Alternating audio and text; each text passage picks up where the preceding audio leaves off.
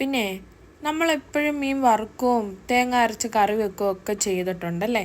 അപ്പം ഞാനിന്ന് വറുത്ത മീൻ തേങ്ങാപ്പാലൊഴിച്ച് കറി വെച്ചെടുക്കാൻ പോവാണേ. ഇതേതാ മീനെന്നൊന്നും എന്നോട് ചോദിക്കല്ലേ. ഞങ്ങളിത് വലിയ മീനിൻ്റെ പീസായിട്ട് മാത്രം 1 കിലോ മേടിച്ചതാണ്. അപ്പം ഞാൻ ആദ്യം തന്നെ മീനിലോട്ട് കുരുമുളകും ഉപ്പും മഞ്ഞൾപ്പൊടിയും മുളക് പൊടി ഇട്ടൊന്ന് മാരിനേറ്റ് ചെയ്തിട്ട് ഒന്ന് ഷാലോ ഫ്രൈ ചെയ്തെടുത്തിട്ടുണ്ട്.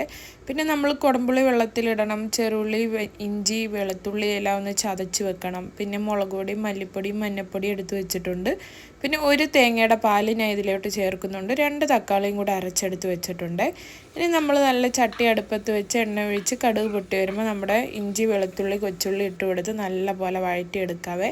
ഇനി നമ്മൾ എടുത്ത് വെച്ചിട്ടുള്ള പൊടികളെല്ലാം കൂടെ അതിലോട്ട് ഇട്ട് കൊടുത്തിട്ട് നല്ലതുപോലെ ഒന്ന് മൂപ്പിച്ചെടുക്കണം. പൊടികളെല്ലാം നന്നായിട്ട് മൂത്ത് വരുമ്പോൾ നമ്മൾ വെള്ളത്തിലിട്ടിട്ട് വെച്ചിട്ടുണ്ടായിരുന്ന പുളി എടുത്ത് ഇതിലോട്ട് ചേർത്ത് കൊടുക്കാം. ഇനി നമ്മൾ നേരത്തെ പേസ്റ്റാക്കി വെച്ച 2 തക്കാളി ഇല്ലേ, അത് ഇതിലോട്ട് ഇട്ട് കൊടുത്ത് മിക്സ് ചെയ്തിട്ട് ഒന്ന് മൂത്ത് വരുമ്പോഴത്തേക്കും നമ്മൾ എടുത്ത് വെച്ചിട്ടുണ്ടായിരുന്ന തേങ്ങാപ്പാൽ ഇതിലോട്ട് ഒഴിച്ച് കൊടുത്തിട്ട് നല്ലതുപോലെ ഒന്ന് മിക്സ് ചെയ്തെടുക്കണം കേട്ടോ.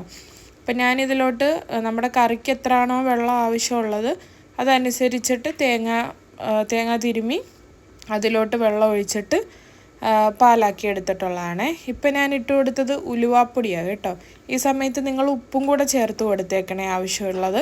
ഇനി ഇത് നല്ലതുപോലെ ഒന്ന് തിളച്ച് വരുമ്പോൾ നമ്മൾ ഷാലോ ഫ്രൈ ചെയ്ത് വെച്ചിട്ടുണ്ടായിരുന്ന മീനില്ലേ, ഇതിലേക്ക് ഇട്ട് കൊടുക്കാവേ.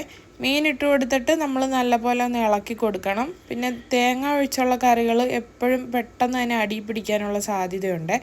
അതുപോലെ തന്നെ നമ്മളിത് മൺചട്ടിയിലല്ലേ ഉണ്ടാക്കുന്നത്, അപ്പോൾ അടി പിടിക്കാതെ നല്ല സൂക്ഷിക്കണം. ഇടയ്ക്കിടയ്ക്ക് ഒരു സ്പൂൺ കൊണ്ട് മീൻ കഷ്ണങ്ങളൊന്നും ഉടഞ്ഞു പോവാത്ത രീതിയിൽ ഒന്ന് മിക്സ് ചെയ്ത് കൊടുക്കണം കേട്ടോ. പിന്നെ ഞാൻ ഇതിലോട്ട് 3-4 തണ്ട് കറിവേപ്പിലയും കൂടെ ചേർത്ത് കൊടുത്തിട്ടുണ്ട്. അതാണല്ലോ നമ്മുടെ മീൻ കറിയുടെ ഒരു ഹൈലൈറ്റ്. അപ്പോൾ അതേ തേങ്ങാപ്പാലിൽ വെന്ത് വന്നിട്ടുള്ള മീൻ കഷ്ണങ്ങളൊക്കെയാണ്. കറി നല്ല പോലെ കുറുകി വന്നിട്ടുണ്ട്. ഈ സമയത്ത് ഉപ്പ് നോക്കിയിട്ട് ആവശ്യമുണ്ടെങ്കിൽ ഇട്ട് കൊടുത്തേക്കണേ. അപ്പോൾ എല്ലാവരും ട്രൈ ചെയ്തിട്ട് അഭിപ്രായം എന്നെ കമൻറ്റ് ബോക്സിൽ അറിയിക്കണേ. നമ്മുടെ ചാനൽ ഇതുവരെയും സബ്സ്ക്രൈബ് ചെയ്യാത്തവരൊന്ന് സബ്സ്ക്രൈബ് ചെയ്തേക്കണേ.